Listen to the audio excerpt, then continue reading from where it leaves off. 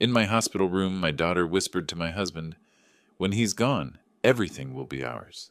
The house, the accounts, everything." He chuckled quietly. "I can't wait to finally get rid of the old miser." They leaned over me, thinking I was still in a coma. Then the doctor came in, looked at them, and asked, "Your father just came out of a coma. Have you talked to him yet?" I slowly opened my eyes and calmly said, "Surprise." At that moment, I saw their entire future crumble before their eyes, and mine was just beginning. Before we continue, please subscribe to the channel and write in the comments what time it is where you are now. The breakfast with Tom had gone well. We'd talked about the old firm, laughed about clients who thought debits and credits were suggestions rather than immutable laws. I felt lighter driving home than I had in weeks, maybe months. The morning sun filtered through the oak trees lining my street, and I remember thinking how good it was to reconnect with people from my past life.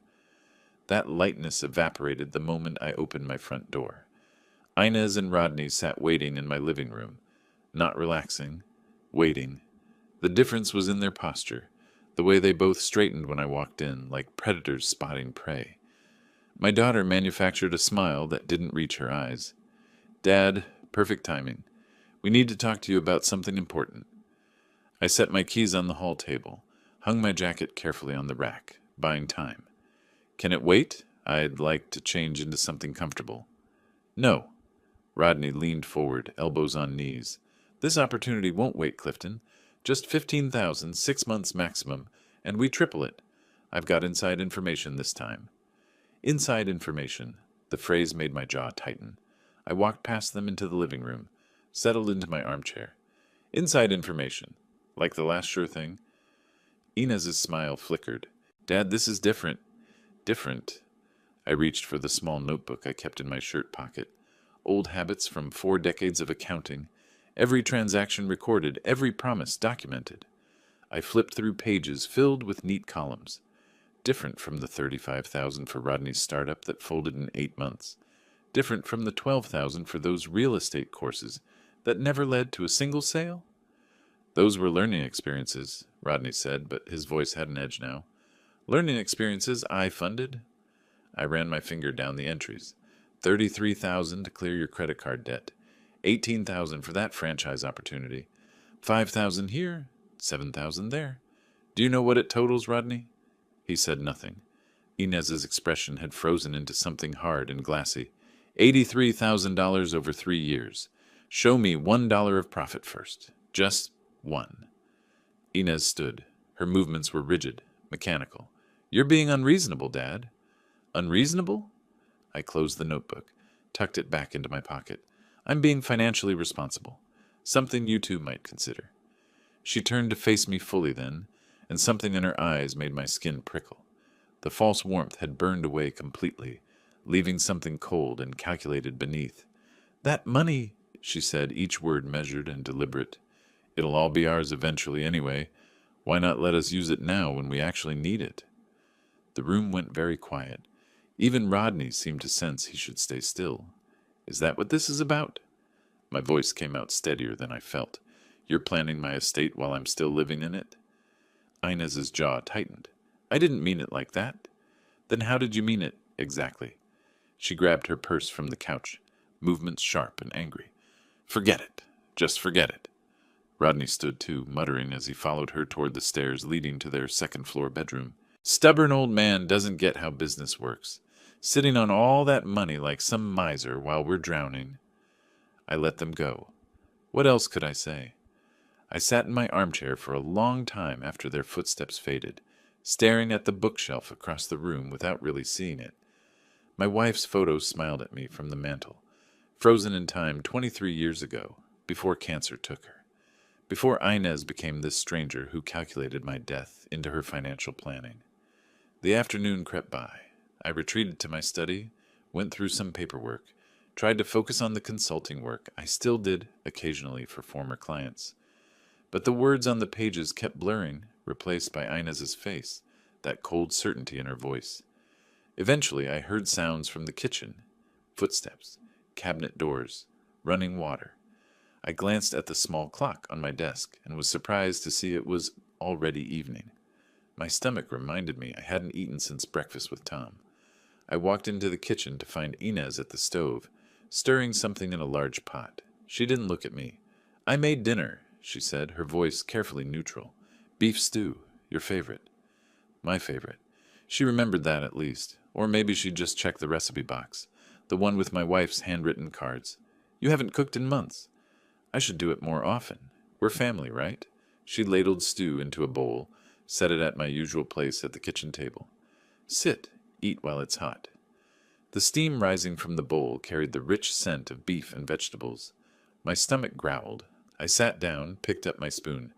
Inez watched me from the counter, arms folded, expression unreadable. The first bite tasted fine, rich, savory, just a hint of that bitterness good red wine adds to stew. I took another bite, then another. Inez turned back to the stove, cleaning up. "Where's Rodney?" I asked between bites. "Out. He needed air." I ate steadily, finishing most of the bowl despite the slight bitterness that seemed to grow stronger near the bottom. Probably just the wine reduction concentrating. I pushed back from the table, intending to help with dishes, but my head swam slightly. "I think I need to sit down," I said, but my voice sounded strange to my own ears, distant and hollow. "You're already sitting, Dad." "Right, yes. I meant—" What had I meant? The kitchen tilted sideways, then righted itself. My stomach lurched, not with fullness, but with something sharper, something wrong. I stood, or tried to. My legs felt disconnected from my body, responding seconds too late to my brain's commands. The chair scraped against the tile floor. Inez was saying something, but her words reached me through layers of cotton. The hallway. I needed to reach the hallway, the phone on the hall table. Call someone. Tom, maybe, or Dr. Patterson, my physician for 20 years. My hand found the doorframe, gripped it. Each step took monumental effort. Behind me, Inez's voice drifted. "Dad, are you okay?" No, I wasn't okay. The floor kept shifting, rising and falling like a ship's deck. My vision narrowed, edges going dark, the hallway stretching impossibly long. The phone sat on the table near the front door, maybe 20 feet away. Might as well have been 20 miles. I forced my legs forward, left foot, right foot. The mechanics of walking suddenly complex and foreign. My shoulder hit the wall, hard enough to hurt, but the pain felt far away. The phone was close now. So close, I reached for it. My legs gave out completely. I crashed against the staircase railing, my ribs taking the impact. The phone fell from my nerveless fingers, clattering on the hardwood floor, spinning away. I tried to call out, but my tongue was thick and useless in my mouth. The floor rushed up to meet me. Darkness swallowed everything. Somewhere far away, I thought I heard a door open, footsteps. But consciousness slipped away like water through my fingers. Bright lights, beeping sounds, voices speaking urgently in medical terms I couldn't quite grasp. I tried to open my eyes, but my eyelids felt like lead weights, refusing to obey. Something cold pressed against my arm, pressure on my chest. More voices, closer now.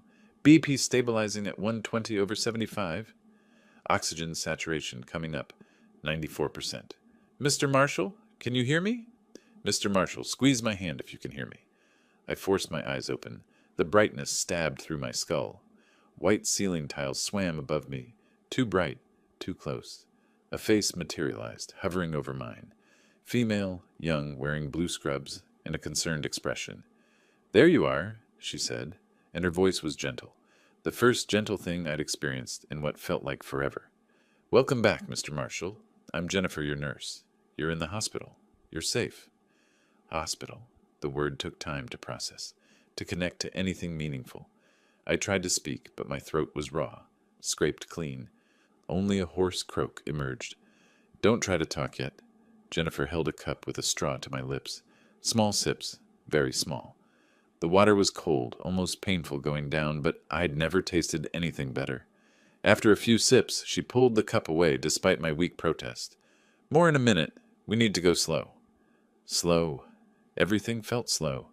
My thoughts moved through molasses, trying to piece together how I'd gotten here. Last thing I remembered was the hallway, the phone falling, darkness. A man in a white coat appeared at my bedside. Older than Jennifer, maybe mid-40s, with silver threading through his dark hair and tired eyes that had seen too much. "Mr. Marshall, I'm Dr. Ramirez. How are you feeling?" "Like I got hit by a truck?" I managed, my voice barely above a whisper. "That's not far off." He pulled up a chair, sat down like he planned to stay a while. "Do you remember what happened before you lost consciousness?" I thought back, forcing my sluggish brain to work. "I was home. I ate dinner. Then I felt sick. Tried to call for help. Your neighbor, Mr. Henderson, saw you through your window. He called 911. That call saved your life." Through the window. The front window next to the door, where I'd collapsed. Tom Henderson out walking his ancient beagle, probably. I made a mental note to thank him properly when I could stand upright without the room spinning. Hours passed in a blur. More tests, more questions, nurses checking monitors and adjusting tubes I hadn't noticed connected to my arms. Jennifer brought me more water, then a small cup of ice chips that felt like luxury. The fog in my head slowly cleared, though my body still felt foreign and exhausted, like I'd aged decades overnight. Afternoon light slanted through the blinds when Dr. Ramirez returned, carrying a tablet and manila folder. His expression was different now, more grave, more careful. "Mr. Marshall, your vitals have stabilized enough that we need to discuss your test results." Something in his tone made my chest tighten. I struggled to sit up straighter, but my muscles protested. "How bad?" He set the tablet aside, opened the folder, and handed me a printed report covered in medical terminology and numbers. One phrase stood out, highlighted in yellow. "Ethylene glycol. Dangerous levels detected." I don't understand. But I did, even as I said it. The understanding was there, waiting for me to acknowledge it. "Ethylene glycol." Dr. Ramirez's voice was steady, professional, but I caught the undercurrent of something else. Anger, maybe. "It's commonly found in antifreeze, Mr. Marshall. Without immediate treatment, you would have experienced kidney failure, possibly death, within days." "Antifreeze!" The word sat between us like a physical object. How long was I unconscious? 36 hours in a coma. Your neighbor's quick action and the paramedics' response time were crucial. Even a few more hours. He trailed off, but I understood. A few more hours and Tom wouldn't have found anyone to save. 36 hours! I repeated it, trying to make it real. A day and a half, gone. Could it have been accidental? Something I drank by mistake? Dr. Ramirez met my eyes directly. "This type of poisoning doesn't happen by accident, Mr. Marshall. Ethylene glycol has a sweet taste that's sometimes added to food or drink deliberately. Given the amount in your system, this was ingested recently, probably within hours of your collapse." The hospital room felt smaller suddenly. The beeping of monitors seemed louder. I closed my eyes and immediately saw it all again. The kitchen. Ina's at the stove. The bowl of stew steaming in front of me. Her watching me eat. Arms folded, expression carefully blank. It'll all be ours eventually anyway. "My dinner?" I whispered. "My daughter made dinner." Dr. Ramirez said nothing, but I saw understanding flicker across his face.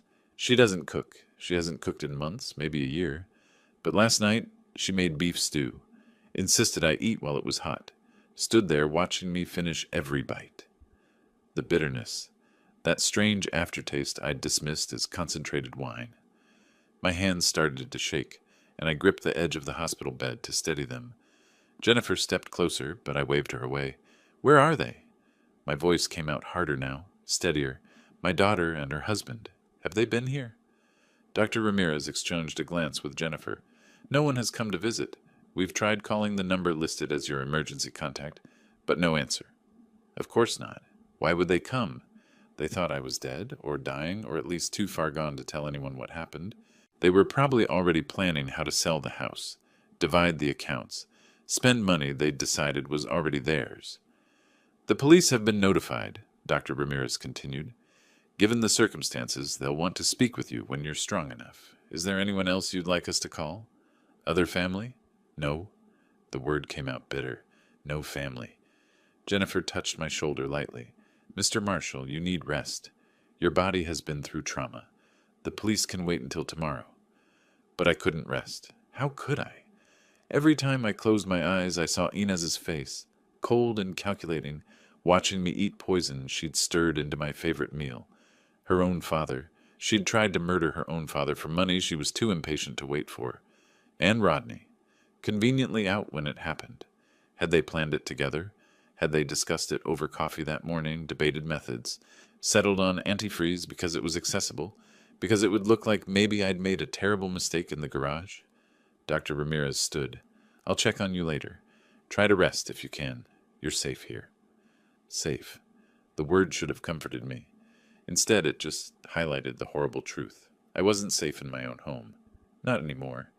Maybe not for a long time, and I'd been too blind to see it. After they left, I lay back against the pillows, staring at the ceiling tiles, counting them, then counting them again, anything to keep my mind from spiraling. But it spiraled anyway, running through everything. Every loan, every dismissive comment from Rodney, every time Inez had smiled that empty smile while asking for more money, the pattern had been there. I'd just refused to see it. An accountant who'd spent 40 years spotting financial red flags, and I'd missed the biggest one in my own home. My daughter. My own daughter. The rage built slowly, methodically, like compound interest on a debt long overdue. The hospital room felt smaller as hours passed. I couldn't sleep. Every time I closed my eyes, I saw Inez watching me eat that dinner, her eyes following every bite. The beef stew. My favorite. The last thing my wife had cooked for me before she got too sick to stand at the stove. I stared at the ceiling tiles, counting them. 48 tiles in a grid pattern. When I finished counting, I started again. Anything to keep my mind from spiraling. But it spiraled anyway, running backward through time like rewinding a tape. 3 years ago, that's when they'd moved in. Just temporarily, Dad, Inez had said, standing in my doorway with suitcases and that pleading look I'd never been able to refuse.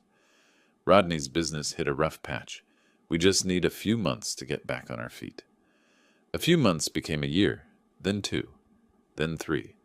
The first loan came 3 weeks after they moved in. $12,000 for business courses that would lead to guaranteed certification and 6-figure opportunities. I'd written the check while Rodney explained his 5-year plan with charts and projections. The certification never materialized. The courses were a waste, Rodney said later. Not his fault. The instructors didn't know what they were doing. 6 months later, $35,000 for a startup. Rodney had a partner, he said, a guy with connections. They'd import specialty foods from Asia, supply restaurants, make back the investment in a year maximum. I'd reviewed the business plan. It looked solid, professionally formatted. I'd written that check, too. The business folded in 8 months. The partner disappeared with most of the capital. Rodney came home furious, betrayed, talking about lawyers and lawsuits that never materialized. Then the credit cards. $33,000 in debt from trying to maintain appearances while building the business. Just this once, Dad, Inez had promised. We'll pay you back first thing when we're solvent. I'd tracked it all. Every check, every wire transfer, every promise. The notebook in my shirt pocket held 3 years of broken commitments. $83,000. Enough to buy a nice house in some parts of the country. Gone like smoke. But the money wasn't the worst part. The worst part was watching them change. At first they'd been grateful. Inez hugged me. Rodney shook my hand firmly, looked me in the eye, called me a lifesaver. They did dishes. They asked about my day. They pretended to care. The pretense eroded gradually, so slowly I barely noticed until it was gone. By the second year, they treated my house like a hotel. Dirty dishes left on the coffee table. Voices carrying late into the night from their room, talking and laughing while I tried to sleep. My groceries disappearing. By the 3rd year, I was an ATM with legs. They'd pass me in the hallway without speaking. When they did speak, it was about money. Always money. More opportunities, more investments, more just this once promises that never meant anything. The recent weeks had been different, darker. They whispered conversations that stopped abruptly when I entered rooms. I'd found them in my study once, Rodney quickly closing the drawer where I kept my will. They'd fumbled excuses about looking for stamps. Last month, Inez had asked casual questions about my retirement accounts. How much was there? Which institution? Who was listed as beneficiary? I'd deflected, uncomfortable with the interrogation disguised as concern. 2 weeks ago, Rodney had brought up life insurance over dinner. Did I have a policy? How much? When was the last time I'd updated it? I'd left the table without finishing my meal. They were counting my money before I was cold, planning their lives around my death. And when I refused to die fast enough, when I refused to hand over more cash to fund their fantasies, they decided to accelerate the timeline. My hands clenched the hospital sheets. The machines beeped their steady rhythm, monitoring my damaged organs, tracking the antifreeze still working through my system. My daughter had done this, had looked me in the eye, smiled her empty smile, and stirred poison into my food. The door opened. Jennifer stepped in, checking the monitors with practiced efficiency. She glanced at me, seemed surprised to find me awake. "Mr. Marshall? I thought you'd be resting." "Can't sleep." She adjusted something on the IV pole, made a note on her tablet. "Your vitals are improving. That's excellent progress." "Jennifer," I kept my voice level, "has anyone come to visit?" Her expression shifted slightly. "Your daughter and her husband are in the waiting area. They arrived about 20 minutes ago. Should I send them in? Visiting hours just started." My daughter and her husband, here to check on their investment, see if I was dead yet, or close enough.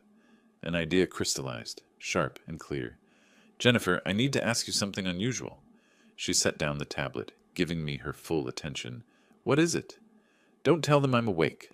The words came out steady, deliberate. "Let them think I'm still unconscious." Her eyes widened. "Mr. Marshall, I'm not sure that's appropriate. They've been very worried." "Have they?" I met her gaze directly. "Have they really? Because they haven't called once since I've been here. Dr. Ramirez said you tried the emergency contact number multiple times." She said nothing, but something in her expression confirmed I was right. "The doctor told me this wasn't an accident," I continued.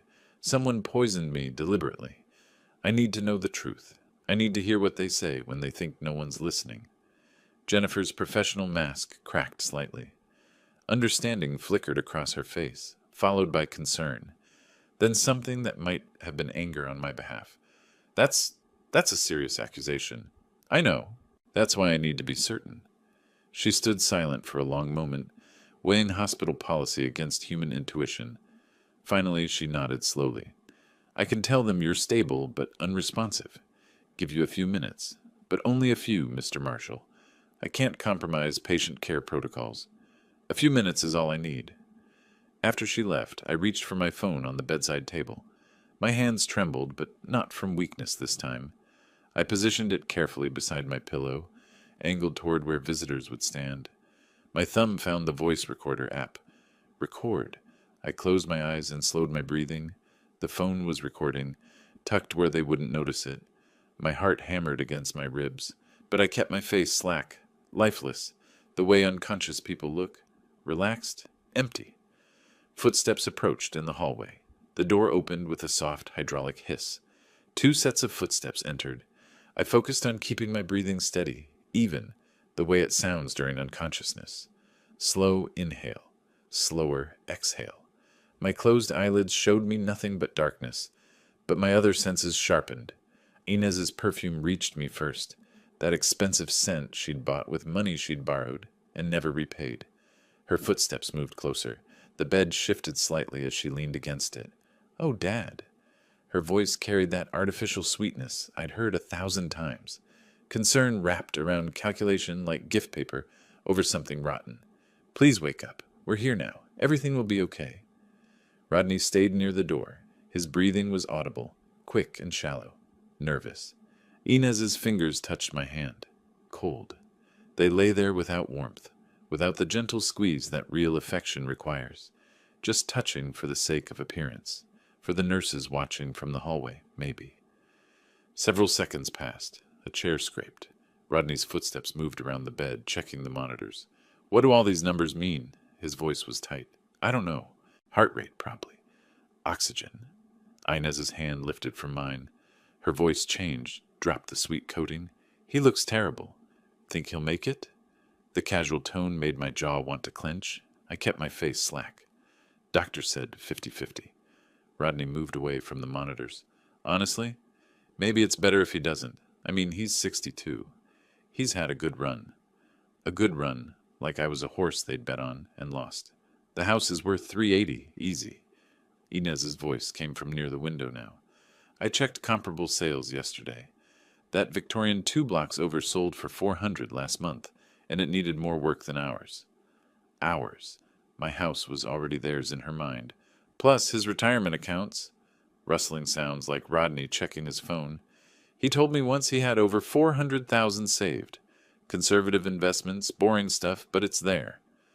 Life insurance is another 75,000. Inez again. I saw the policy last month when I was looking for stamps. Looking for stamps. That was what she'd said when I found her in my study. Rodney's hand on my desk drawer. Total liquid assets around 850,000, give or take. Rodney's voice carried a note of excitement now. Plus the house. We could clear over 1 million once everything's settled. Silence fell. I kept breathing steadily. In, out. In, out. You sure we were careful? Rodney's nervousness bled through. The antifreeze in his dinners this week. You measured it, right? Small enough doses? My heart stuttered. Every muscle wanted to tense, to jump up, to grab them both. I forced stillness. Perfect. Absolute stillness. Of course I measured. Inez sounded annoyed. Little bits each night in his food. Not enough to taste. Just enough to accumulate. Looks like organ failure, not poisoning. But they tested him? What if they find it? So what? Trace amounts could be anything. Could be accidental exposure in the garage. He's old. His organs are already stressed. Even if they suspect something, they can't prove deliberate poisoning from trace amounts. They'd planned this. Carefully. Methodically. My own daughter had researched how to kill me slowly enough that it would seem natural. I still think we should have just... Rodney lowered his voice, but the room was small enough that I caught every word. One large dose would have been faster. And more obvious. Inez's tone carried the patience of someone explaining simple concepts to a child. Slow accumulation means his organs shut down gradually. Happens to old people all the time. No one questions it. Old people. I was old people now. Disposable. Inconvenient. When do you think we can access the accounts? Rodney asked. Death certificate takes a few weeks usually. The will goes through probate, but we're the only beneficiaries. I made sure of that when I convinced him to update it last year. Last year, when she'd suggested I review my estate planning, make sure everything was in order. She'd driven me to the lawyer's office, sat in the waiting room, asked gentle questions afterward about what I'd decided. I thought she cared about being responsible. We could travel. Rodney's voice lifted with enthusiasm. Actually travel, not just talk about it. Hawaii, maybe Europe, somewhere expensive. We could start that import business properly. Real capital this time, not scrape together loans. Buy a decent car, not that old sedan he refused to replace. Finally live properly instead of listening to him count every dollar like some miser. Rodney's bitter laugh made my hands want to curl into fists beneath the sheets, acting like we were bleeding him dry when he's sitting on nearly 1 million in assets. It's our money anyway, Inez said, and her voice carried that same cold certainty from our confrontation. We shouldn't have to wait for him to die naturally. That could take 20 more years. What are we supposed to do? Live in his spare bedroom until we're 50? At least we won't have to deal with his lectures anymore. Rodney moved back toward the door, his disappointed looks every time another business didn't work out. Some people aren't meant to be entrepreneurs, Inez said. He never understood that. Just because he sat in an office adding numbers for 40 years doesn't mean everyone wants that life. They stood silent for a moment. My chest ached from holding my breathing pattern steady. Every word burned into my memory, searing itself into my brain. Should we stay longer? Rodney asked. For appearances? Few more minutes. Then we'll tell the nurses we'll come back tomorrow. Grieving family, keeping vigil, all that. Their footsteps moved toward the door. Inez paused near my bed. For a horrible second I thought she might notice the phone. But her hand just touched my shoulder briefly, a performative gesture of affection without meaning. Bye, Dad, she whispered, and there wasn't a trace of emotion in it. The door opened, closed. Their footsteps faded down the hallway. I lay perfectly still for 30 more seconds, counting them, making sure they were truly gone. Then my eyes snapped open. My hands shook as I lifted the phone, stopping the recording. The screen showed the file. 43 minutes of audio. Every confession. every plan, every cold calculation about my death. The trembling wasn't from weakness anymore. It was pure rage, crystallized into something hard and patient. I spent the next 20 minutes listening to the recording 3 times, ensuring every word was clear. Then I waited. Nurse Jennifer appeared in the doorway, her expression questioning. "Mr. Marshall, are you all right? I need a favor?" I gestured to the chair beside my bed. "2 favors, actually." She sat, wariness mixed with curiosity in her eyes. "What kind of favors?" "Call my daughter and her husband. Tell them I'm awake. Ask them to come back." Her eyebrows rose. "You want them to return? After what you—" "I need them to know I heard them." The words came out flat, certain. "I need to see their faces when they realize." Jennifer studied me for a long moment. Whatever she saw there made her nod slowly. "And the second favor?" "Ask Dr. Ramirez to stop by. Timing matters." She left without further questions. I lay back against the pillows, phone clutched in my hand, and waited. The 20 minutes that followed felt eternal. I rehearsed what I'd say, how I'd look at them, decided against emotional outburst. Cold control would cut deeper. The machines beeped their steady rhythm. My heart rate stayed calm on the monitor despite the adrenaline coursing through my system.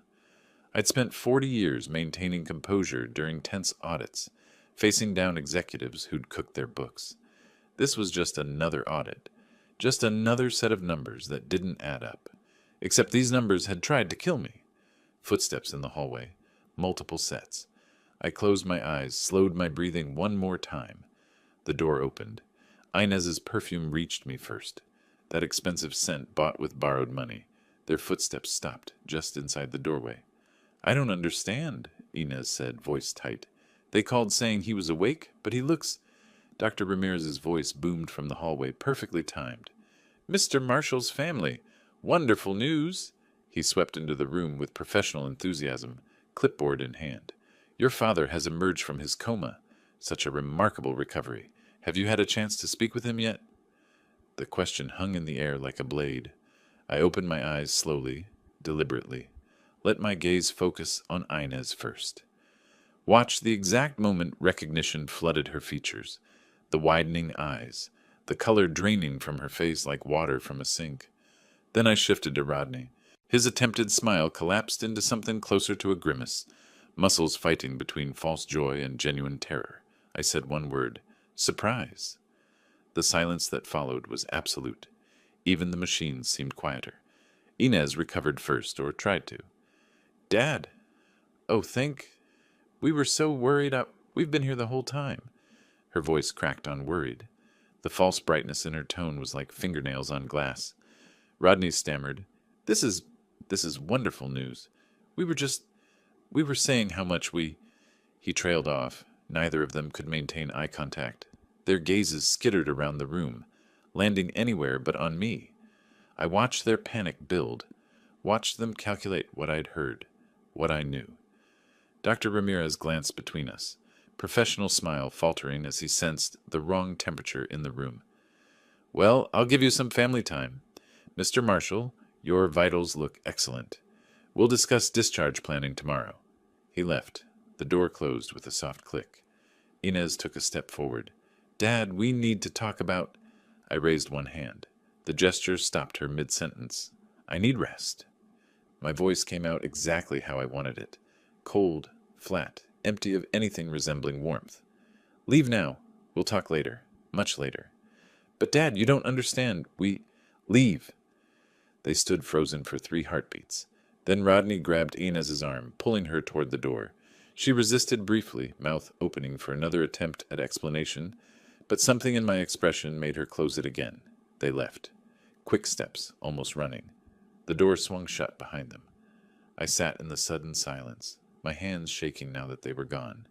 Not from weakness, from the effort of maintaining that control, of not screaming at them, of not letting 40 years of rage pour out in an incoherent flood. Instead, I picked up my phone with trembling fingers and scrolled through my contacts until I found the card Detective Johnson had left. He answered on the second ring. "Detective Johnson, this is Clifton Marshall, from the poisoning case. You said you wanted evidence?" "Mr. Marshall, yes. What kind of evidence are we talking about?" Recorded confession. Every word. They thought I was unconscious. They described exactly how they poisoned me, why they did it, and what they planned to do with my assets after I died. Silence on the other end, but I could hear him breathing, processing. Mr. Marshall, I can be there in 20 minutes. I'll be here. Detective Johnson arrived 40 minutes later. Traffic, he explained, apologizing. I didn't care. Time had become elastic, stretching and contracting in strange ways. He sat in the chair Jennifer had used, notebook open, pen ready. I played him the recording twice. He sat silent throughout, expression carefully neutral, but his pen moved constantly across the pages, taking notes, building a case. When it finished the second time, he clicked off his pen and looked at me directly. Mr. Marshall, he said, voice steady and professional, we'll need your formal statement, and then we're going to arrest your daughter and her husband for attempted murder. 3 days later, I signed my discharge papers. The hospital hallways felt different now, no longer a place where I was vulnerable, but where I'd gathered my weapons. The nurse who wheeled me to the exit made cheerful small talk about following doctor's orders and taking my medications on schedule. I nodded, barely listening. Detective Johnson had called yesterday with an update. Inez and Rodney were arrested within 48 hours of receiving the recording. Attempted murder, conspiracy, evidence tampering. The charges stacked up like bad debts.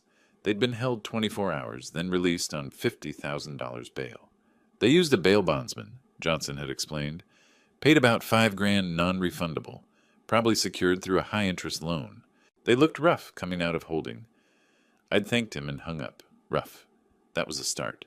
A taxi drove me home. I'd arranged it the night before, unwilling to ask anyone for help, unwilling to show weakness.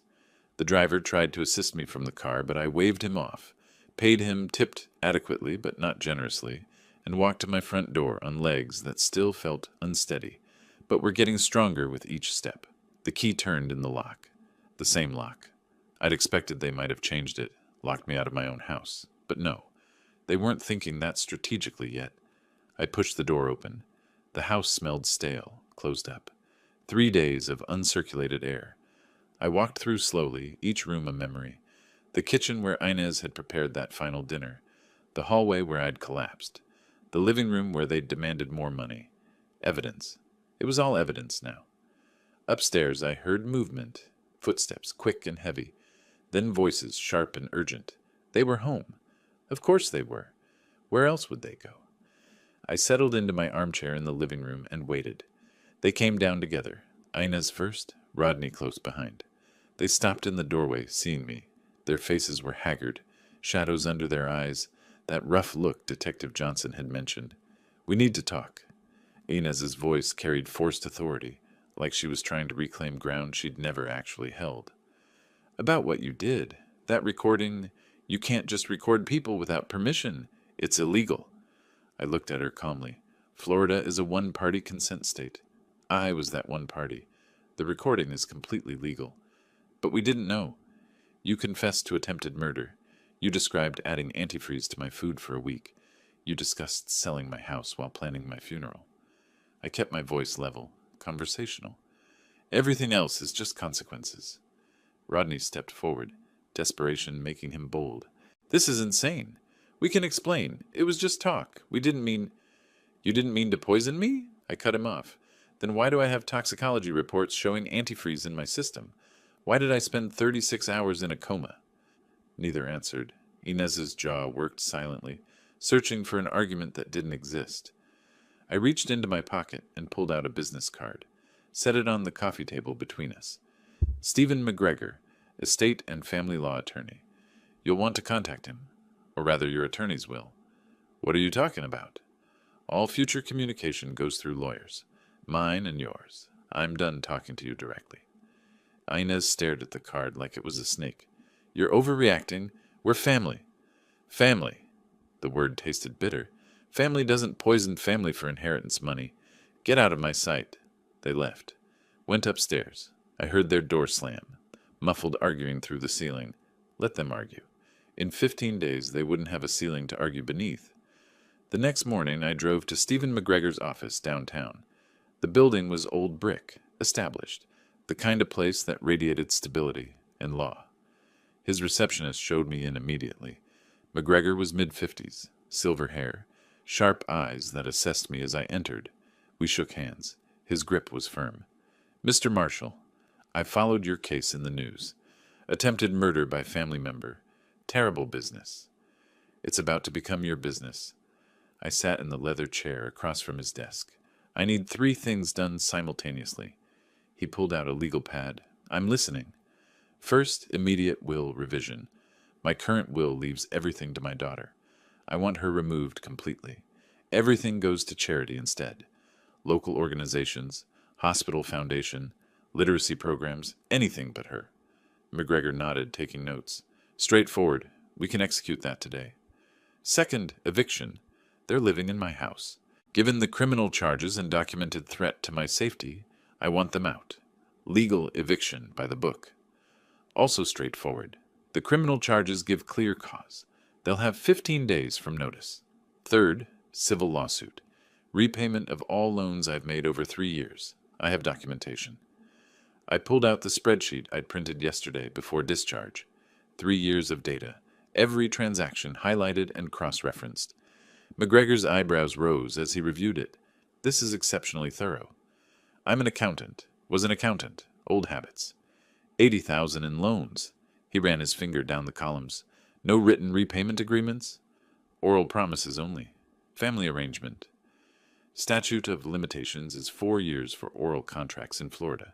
We're well within that. I'll file for the principal amount plus 5% annual interest. That's the legal presumption rate. Plus legal fees and costs." He calculated quickly. "Total claim around 95,000. Do it?" We spent the next 2 hours going through documents. The will revision came first. McGregor pulled up a template. We specified the charities, and I signed. A notary was called in. 3 signatures, 2 witnesses, and Inez was erased from my estate. The eviction notice took longer. McGregor wanted the language precise, citing the criminal charges, the threat to my safety, the legal grounds. When he finished drafting it, I read it twice. Perfect.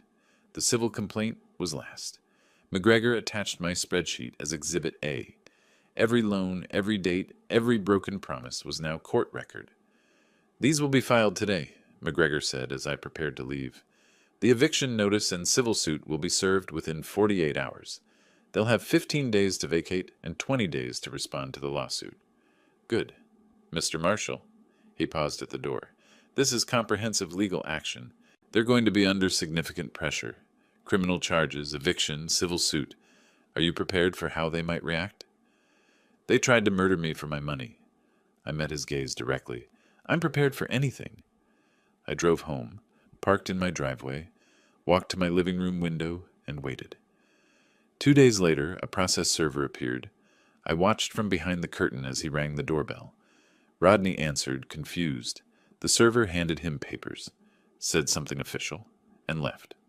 Rodney read the eviction notice twice, face darkening from confusion to rage. Inez snatched it from his hands. Even from 40 feet away, I could see her knees buckle slightly. 15 days. They had 15 days to find somewhere else to live. The first week after the legal filings hit them like a financial avalanche. I tracked each development with the same attention I'd once given quarterly audits, maintaining a detailed spreadsheet of their declining circumstances. 2 days after receiving the eviction notice, they found an attorney willing to take their case. Barry Whitmore operated from a strip mall office between a nail salon and a tax preparation service. I learned about him through McGregor, who received notice of his appearance as their counsel. Whitmore filed a motion to dismiss the eviction, arguing that family members couldn't be evicted under Florida housing law protections. McGregor called me that afternoon. He's technically correct that Florida has family member protections in some circumstances, but criminal charges override those protections. The hearing is scheduled for next week. The courtroom was smaller than I'd expected. Generic wood paneling, fluorescent lights that flickered occasionally. The judge's bench elevated just enough to confer authority. I sat in the gallery, 3 rows back, wearing a dark suit that I'd had to have altered. I'd lost weight during the hospital stay. Inez and Rodney sat at the defendant's table with Whitmore between them. Inez wore a conservative dress I'd never seen before, probably purchased for court appearances. Rodney's suit was wrinkled at the shoulders. Neither looked at me when they entered. Judge Martinez was mid-50s, efficient in her movements. She read through the motions quickly, then looked at Whitmore. "Counselor, you're arguing family member exemption prevents eviction?" Whitmore stood. "Yes, Your Honor. The petitioner's daughter and her husband have resided in the property for 3 years. Florida law provides protections for family members to prevent—" "Mr. Whitmore," Judge Martinez's tone stopped him cold. "Are you aware your clients are currently under indictment for attempted murder of the property owner?" "Yes, Your Honor, but those charges are unproven, and—" "Criminal charges of attempted murder constitute extraordinary circumstances. The landlord's safety concerns are valid and compelling. Motion denied. 15 days stands from original notice date." She checked her calendar. "That gives them until Thursday of next week. Next case." Whitmore stood frozen for a moment, then gathered his papers. Outside the courtroom, I watched him deliver the news to his clients. "We can appeal, but honestly," he looked uncomfortable, "with the attempted murder charge, I'd recommend focusing on the criminal defense instead." They paid him his fee. I saw Rodney counting cash from his wallet and left separately. I walked to my car alone, satisfied with the efficiency of actual justice. The next morning, McGregor executed the bank garnishment. The civil suit allowed us to freeze assets pending judgment. Rodney's savings account, $8,000, his entire emergency fund, was locked. McGregor forwarded me the email chain. Rodney had called the bank, then his attorney, then sent increasingly frantic messages to various people trying to understand what had happened. $8,000. They froze $8,000. How are we supposed to live? The answer, I knew from experience, was credit cards.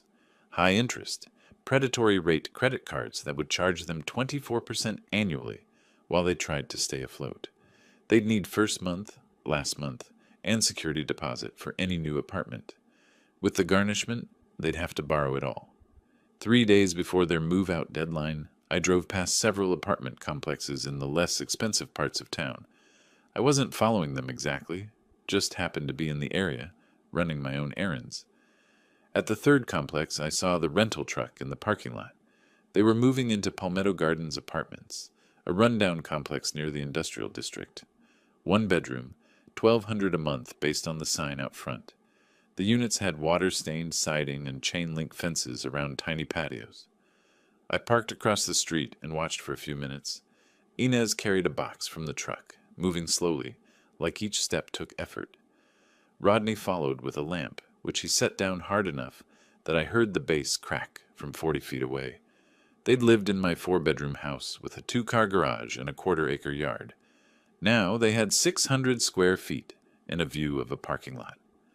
A week later, through a mutual acquaintance at the business association, I learned Inez had taken a job, Sonny's Diner on Colonial Drive. Waitressing, $12 an hour plus tips. She'd been unemployed for 2 years, living off my money, and now she was back in service work. I drove past the diner one evening. Through the window, I could see her in the uniform. Teal dress, white apron, name tag. She was taking an order from a family of 4, pen moving across her pad. Body language screaming exhaustion. The same acquaintance mentioned Rodney was trying to restart his business ventures. Emails to potential investors. Lunch meetings. Another pitch for another guaranteed opportunity. He was hiding the criminal charges. Meanwhile, their marriage was showing serious fractures. One of their new neighbors at Palmetto Gardens mentioned to the building manager that they argued constantly. Loud fights late at night about money, about whose fault everything was. The building manager mentioned it to McGregor, who mentioned it to me. Small town, connected networks. In my home office, I updated my spreadsheet. Eviction completed. Garnishment executed. Employment status. Inez working minimum wage. Rodney unemployed. Housing downgraded to cheap apartment. Marriage deteriorating. Each line item represented calculated consequences, not vindictive pleasure, just systematic accountability. Through my former colleague at the business association, I learned Rodney was networking again. Emails sent to potential investors, lunch meetings scheduled, another business pitch in development. He was hiding the criminal charges. That, I decided, needed to be corrected. Robert Chen had worked with me for 15 years at the audit firm before I retired. When I called him at the Orlando Business Development Association, he listened carefully to what I needed. Robert, I need you to understand something. My daughter and her husband tried to poison me. It's not rumor. They're charged with attempted murder. I have the evidence. And Rodney is currently pitching investors without mentioning any of this. Silence on the other end. Then, Clifton, I knew you'd been in the hospital, but attempted murder? Your own daughter? Case number 2025 CR 08847. Detective Johnson at Orlando PD can confirm everything. Public record. What do you need from me? He's meeting with people in your network. They deserve to know who they're dealing with. Robert was quiet for a moment. You're right. They do. I'll make some calls. Within 2 days, Rodney's calendar cleared. Investor meetings canceled without explanation. Networking contacts stopped responding to emails. The business community in Orlando was smaller than people realized. Word traveled fast when it needed to, but I wanted it to travel further. Robert had another connection, Michelle Torres at the Orlando Sentinel. She covered local crime and business stories. Through Robert, I made sure she learned about the case. Not directly from me, just a casual mention that there was an interesting attempted murder case involving a local family. Financial motives, pretty compelling evidence. Journalists verify. That's their job. Torres checked the court records, confirmed the charges, reached out to Detective Johnson for comment. 3 days later, the article published, Local couple charged in elderly father's poisoning. It was approximately 800 words. Professional, factual, no sensationalism. It included our names, the charges, a brief summary of the case. Detective Johnson was quoted confirming the audio recording evidence. The article mentioned the trial date was pending. I read it twice at my kitchen table with my morning coffee. Then I watched what happened next. The online version appeared simultaneously with the print edition. Within hours it started spreading.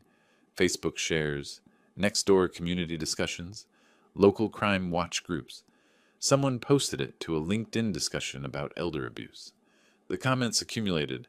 Most expressed shock and condemnation. Some debated innocent until proven guilty, but they were the minority. The story hit that particular nerve.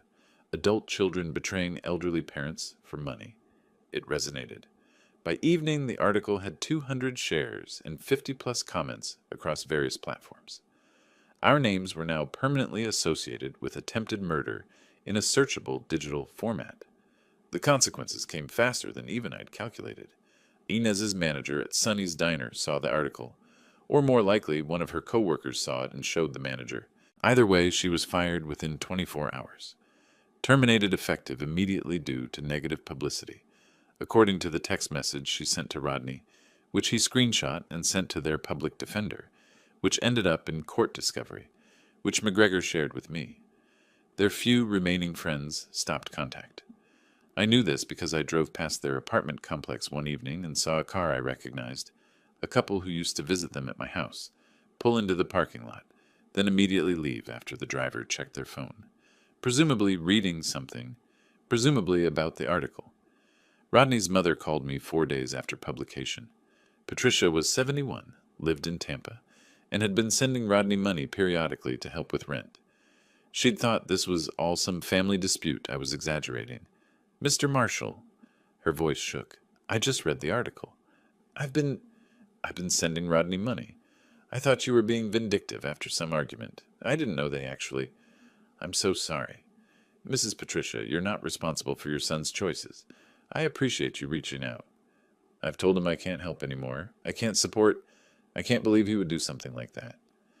The conversation lasted 30 minutes. She apologized repeatedly. I accepted gracefully. When we hung up, I added another line to my spreadsheet. Family support. Eliminated. The article had done what court documents alone couldn't, transformed their crime from legal matter into public shame. Every Google search of their names would now return that article. Every potential employer, every landlord, every future business contact would find it instantly.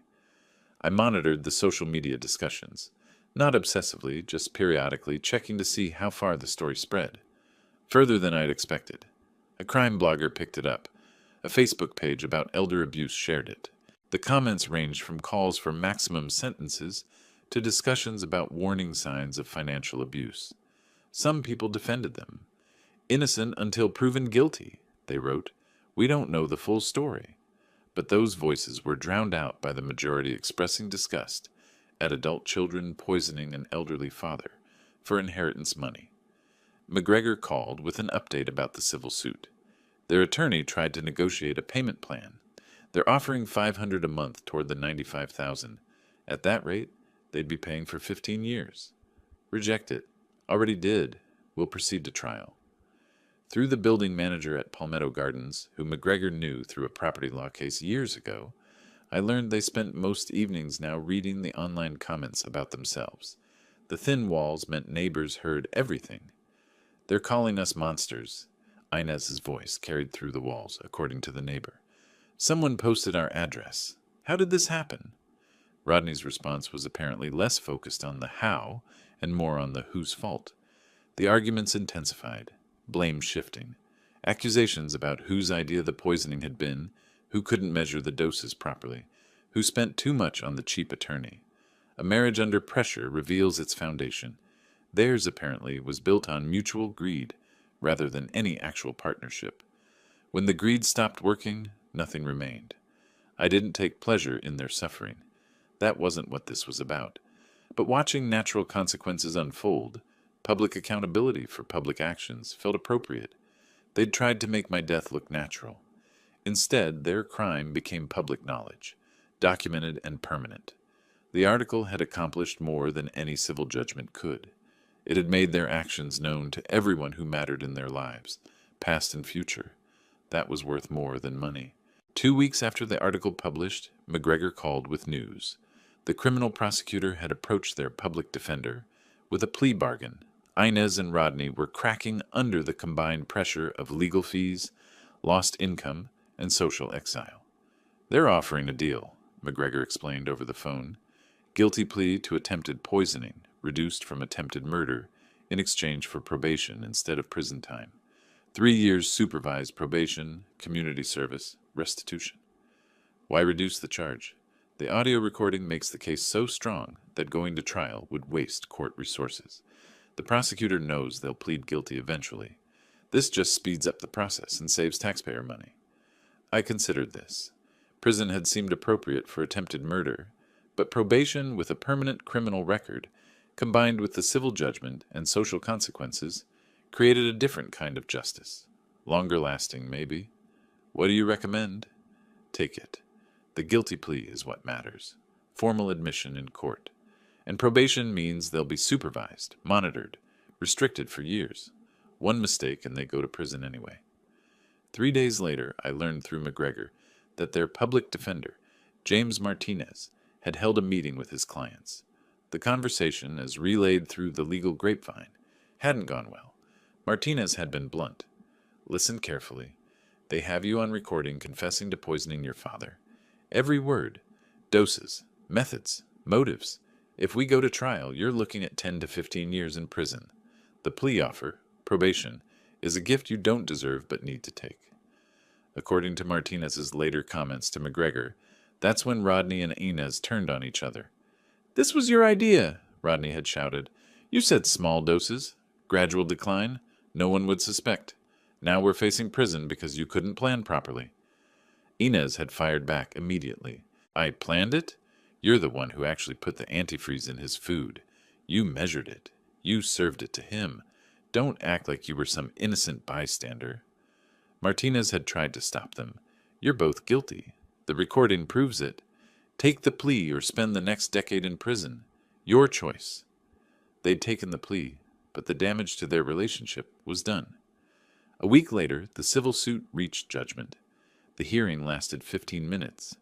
Inez and Rodney didn't appear, couldn't afford to take time off work they no longer had, or maybe just couldn't face another courtroom. I sat with McGregor while Judge Harrison reviewed my documentation, the spreadsheet I'd maintained for 3 years. Every loan, every date, every broken promise. 80,000 in principal, the judge read aloud, plus 5% annual interest compounded, plus legal fees and costs. He looked up. The defendant's failure to appear is noted. Judgment for plaintiff in the amount of $95,000. He signed the order. McGregor thanked him. We walked out. They'll file for bankruptcy, McGregor said in the parking lot. Probably within days. Can they discharge this in bankruptcy? No. Judgments for intentional torts, fraud, conversion, things like that, aren't dischargeable. This was deliberate financial exploitation combined with attempted murder. They'll owe you this money for the rest of their lives. We'll garnish wages. Probably get $200 to $300 monthly from each of them for the next 20 years. 20 years. 240 months of reminders that actions have consequences. That seems appropriate, I said. They both filed for bankruptcy within 10 days. Chapter 7. Liquidation of assets. Not that they had assets anymore, but the filing went on their credit reports, destroyed their credit scores, made future loans nearly impossible, and then they learned what McGregor had already told me. The judgment wouldn't go away. Through the court system, caseworkers who knew McGregor, clerks who processed paperwork, I learned their marriage was disintegrating completely. They'd started discussing divorce even before the criminal case resolved. I want a divorce, Inez had told Rodney, according to their shared caseworker. I can't even look at you anymore. Everything we tried to get from my father, we lost because of your incompetence. Rodney's response, my incompetence? You're the one who wanted him dead. I'm filing first, and I'm telling the judge this was all your idea. Mutual destruction. They'd tried to murder me for money and ended up destroying each other instead. The plea hearing was scheduled for the following Tuesday. McGregor asked if I wanted to prepare a victim impact statement for the court. I spent 3 days writing it, reducing 3 years and $83,000 and a week in a coma into 2 pages of measured factual testimony. No emotional manipulation, no begging for harsh punishment, just truth, presented the way I'd once presented audit findings to executives who'd cooked their books. Paragraph 1, financial exploitation over 36 months, documented with dates and amounts. Paragraph 2, the poisoning itself, the medical evidence, the 36-hour coma, the neighbor who saved my life.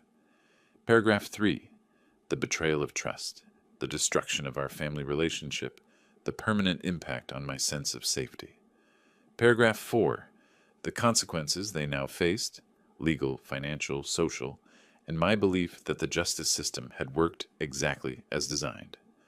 I read it over 3 times, making small edits, removing any phrase that sounded vengeful or bitter. This wasn't about revenge. It was about accountability, about making sure the record showed exactly what they'd done and exactly what it had cost. On Monday evening, McGregor called one final time. They've both signed the plea agreement. The hearing tomorrow is just formality now. The judge will accept their guilty pleas. You'll read your statement. She'll pronounce sentence. Should take 45 minutes. And then it's over? The criminal case, yes. Civil judgment enforcement continues for years. But the main legal proceedings, over. I hung up and sat in my study for a long time. Tomorrow, my daughter would stand in court and formally admit she'd tried to poison me. Would say the word guilty out loud, on the record, permanently. Part of me, the part that remembered her as a child, that had walked her down the aisle at her wedding, that had believed family meant something, felt grief. But the larger part, the part that had spent 36 hours unconscious while my organs failed, felt only quiet satisfaction that justice was nearly complete. The courthouse steps felt different on the morning of the sentencing hearing. 6 weeks ago, I'd been a victim. Now I walked through those doors as something else, someone who'd taken every legal avenue available and used them exactly as designed. McGregor met me in the lobby. We rode the elevator in comfortable silence to the 3rd floor. Courtroom C, Judge Sarah Morrison presiding. Inez and Rodney were already there, sitting on opposite ends of the defendant's bench with their public defender, between them like a human buffer. They didn't speak to each other, didn't even look at each other. Inez wore a plain black dress. Her hair was pulled back severely. She'd lost weight, the sharp angles of her face more pronounced than I remembered. When she saw me enter, something broke in her expression. Not defiance, not anger, just raw, undisguised shame. Rodney slouched in his seat, staring at the floor. His suit was the same wrinkled one from the eviction hearing. He didn't look up when I passed. All rise. Judge Morrison entered. Mid-50s, gray hair and a neat bun, the bearing of someone who'd seen too many cases like this. She settled at the bench and reviewed the file briefly.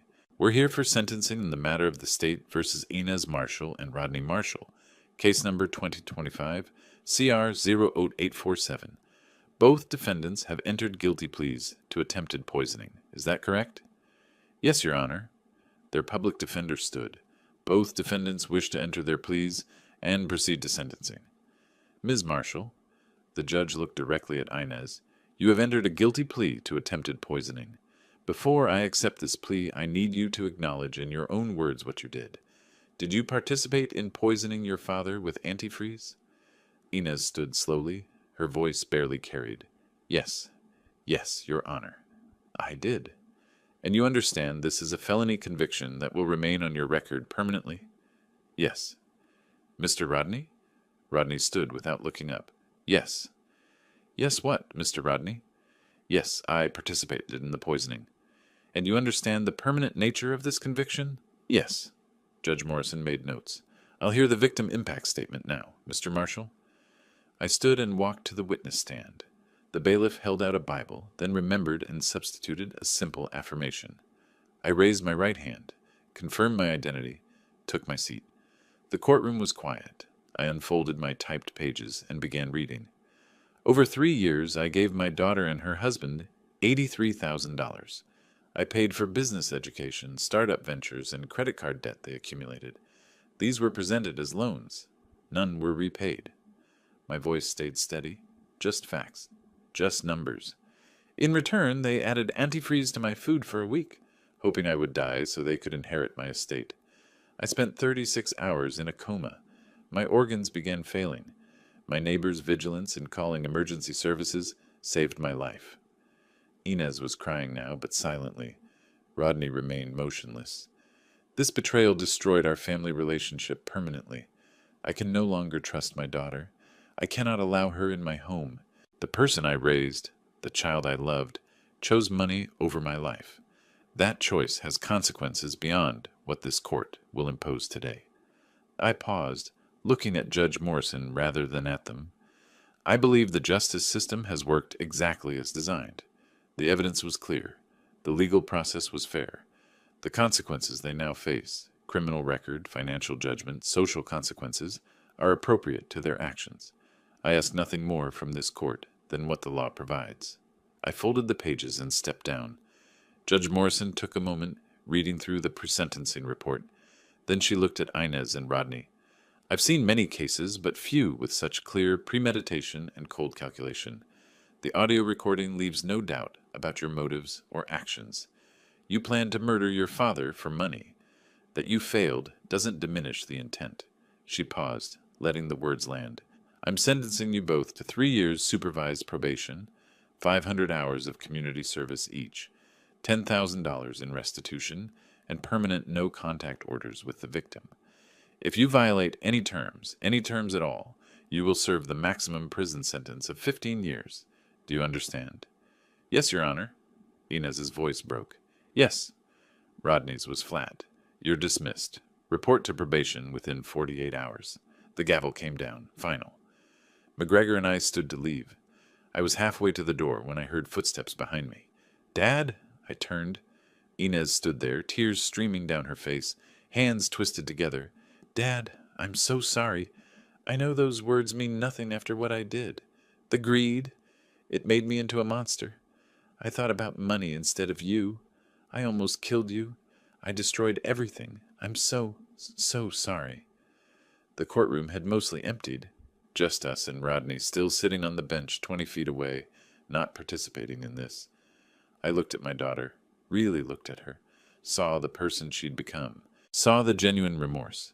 Too late to matter, but real nonetheless. I forgive you as a father, Inez. That's what fathers do. My voice was quiet but clear. But as a person, as a human being who trusted you, I can't forget. You chose money over my life. That choice has consequences you'll live with. I hope you learned something from this. Can we ever... She couldn't finish the question. I don't know. Not now. Maybe not ever. That's for time to decide. I turned and walked out. Behind me, I heard her crying harder. I didn't look back. McGregor waited in the hallway. You all right? I'm fine. We walked out together into September sunshine. The air felt cleaner somehow, lighter. What now? McGregor asked. Now I go home and live my life. 1 month later, I sat on my porch with morning coffee, watching the neighborhood wake up. September had brought cooler mornings, that first hint of autumn, even in Florida. My painting supplies sat on the side table. Watercolors, brushes, a practice pad with amateur attempts at landscapes. The Tuesday morning class at the community center was surprisingly enjoyable. I wasn't good yet, but that wasn't the point. The point was doing something for myself, something that had nothing to do with accounting or family drama, or justice. My phone showed calendar reminders for coffee with Tom Henderson tomorrow, lunch with Robert Chen on Thursday, a consulting project next week that I'd actually accepted because it sounded interesting rather than obligatory. On the desk inside, in the middle drawer, sat an unopened letter from Inez, postmarked 2 weeks ago, her handwriting on the envelope. I'd held it several times, felt its weight, put it back unopened each time, not because I was avoiding it, not because I was nursing the wound, simply because I hadn't decided yet if I wanted to know what it said. That was a choice I could make on my own timeline, or never make at all. The power to choose was mine now. The civil judgment garnishment had started. McGregor sent me monthly updates. $238 from Inez's new job at a call center. $204 from Rodney's warehouse work. Every month for the foreseeable future. The money didn't matter. The reminder did. My health had fully recovered. The nephrologist had cleared me at my 3-month follow-up. No permanent damage, he'd said, sounding surprised. Your kidneys bounced back completely. So had I, in ways that weren't medical. I'd learned something through all of this, though I wouldn't have chosen this method of learning. That justice and revenge aren't the same thing. Revenge is about making someone suffer. Justice is about making things right, or as right as they can be after wrong has been done. I hadn't made Inez and Rodney suffer for pleasure. I'd used the legal system exactly as designed. Courts, attorneys, evidence, due process. Everything above board, everything documented, everything fair, even when they'd been unfair to me. And that somehow felt more satisfying than any personal vengeance could have. The newspaper sat beside my coffee cup, open to the community section rather than crime news. The world continued. Life continued. I continued. Somewhere across town, Inez was presumably starting her shift at the call center, working to pay off a debt that would follow her for decades. Somewhere else, Rodney was moving boxes in a warehouse, doing the same. Their divorce proceedings were pending. Their lives had been thoroughly dismantled. I felt no joy in that. But no guilt either. They'd made their choices. These were the consequences. Natural, legal, appropriate. A car pulled up across the street. My neighbor's daughter visiting with her kids. The children spilled out, running toward their grandmother's door with the energy only children possess. The grandmother scooped them up, laughing. Family. Real family. The kind built on love rather than financial expectation. I finished my coffee, collected my painting supplies, and headed inside to get ready for the day. The Tuesday class started in an hour. Maybe today I'd finally get the shading right on those trees I'd been practicing. The unopened letter stayed in its drawer. Maybe I'd read it someday, maybe not. Either way, I was free to choose. And that freedom, more than any guilty verdict or dollar amount, was the real measure of justice achieved. If you like this story, please like this video, subscribe to the channel, and share your impressions of this story in the comments. To listen to the next story, click on the box on the left. Thank you for watching.